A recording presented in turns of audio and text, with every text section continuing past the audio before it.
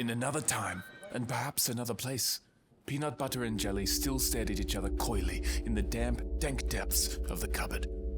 Not yet had they been married. This is the tale of the man with Cupid's tongue, a match made in heaven that would simultaneously be his greatest triumph and his darkest day. Oh, dear. That's not a good start.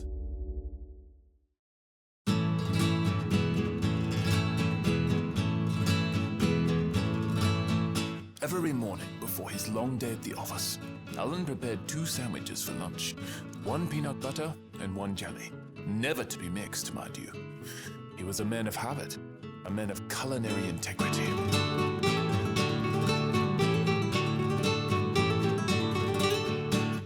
This morning would be Alan's last normal morning. In fact, it would be his last normal day at all, for tomorrow would set in motion a chain of events that truly no one could foresee.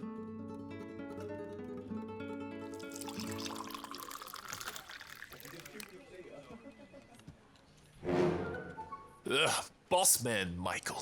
A reprehensible tart. At best, mind you. Hank. Alan's best friend. And though they don't speak much, the saying goes, you need say nothing at all when the silence says more.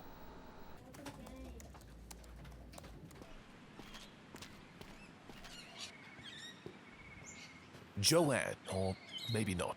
I truly have no idea. But neither does he. In 7 months of sharing their lunch spot, neither has said a word to the other.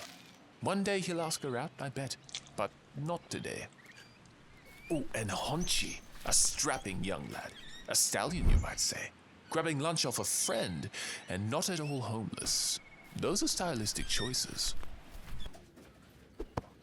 Alan, like most young new workers to the workforce, was exploited by his lazy manager, often working well into the night.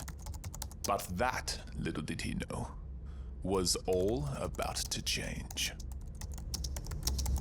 A fresh morning, and a fresh start, though it didn't start the way Alan wanted. He had taken his breads and his spreads, and concocted his sandwiches before realizing there were no more slices. Now he stood, weighing his options in this devastating predicament he faced. How could he transport these singular slices? Nothing seemed to work. They were destined for marriage. The marriage of a nutty professor and a charming, sweet companion. In fact, he tried for so long, quite frankly, I begun to question his IQ. But, in the end, he accepted their fate. Albeit with a gag.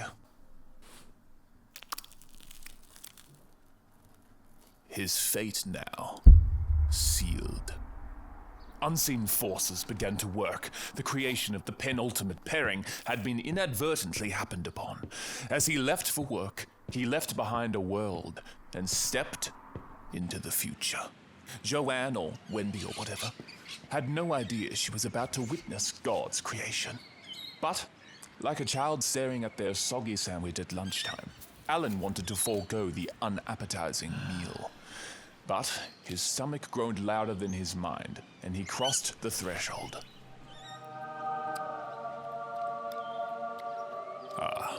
The look of pure, sheer, unadulterated bliss. A mouthgasm.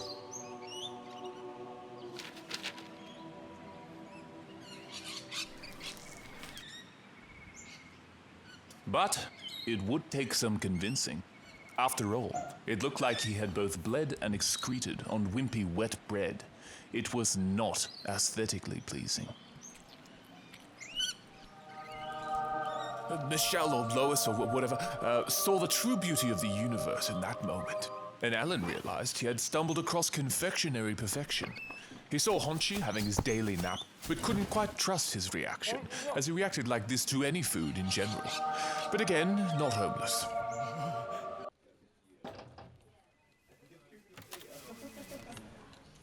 Alan went to the shops and fetched more ingredients, hoping to recreate his masterpiece to show Hank, our favorite security guard.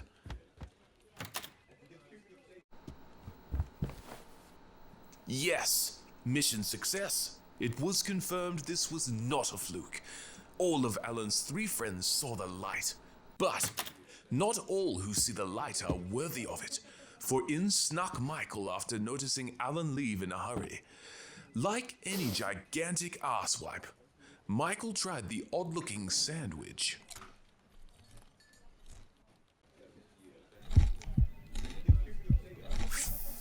Fuck me. Oh, you're recording. Oh, well then I mean bollocks. This nitwitting tosspot of a cockwomble had inadvertently stumbled upon the discovery of a lifetime, and surely he would not give credit where credit lay due. Alan had better act quickly, or it would be out of his hands before he knew it. Yup, there we have it. Michael had capitalized almost immediately on the idea, taking to the streets to sell the prized concoction. Like any good villain, he probably had a sweatshop of minions combining the delectable duality. Alan could not believe his eyes. His boss was selling his idea, and for only $4.99? Did he not know about inflation?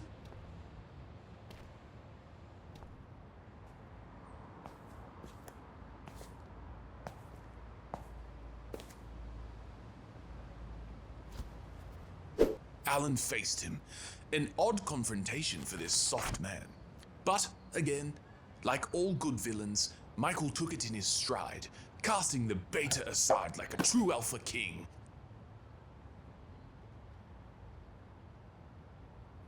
For once, Alan decided he would not be strode upon, and if he created magic once, well, he could do it again.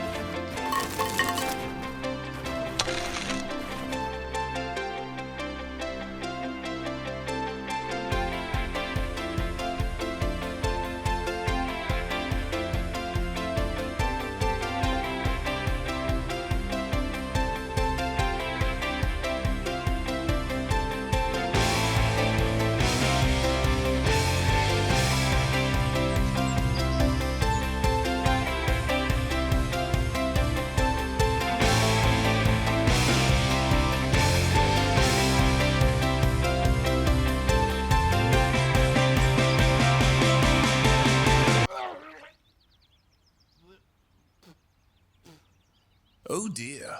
It seemed none of Alan's new experiments were a hit with the crowd. And that's saying a lot. Hank had quite a hearty stomach, and Honchy, well, he ate pretty much anything.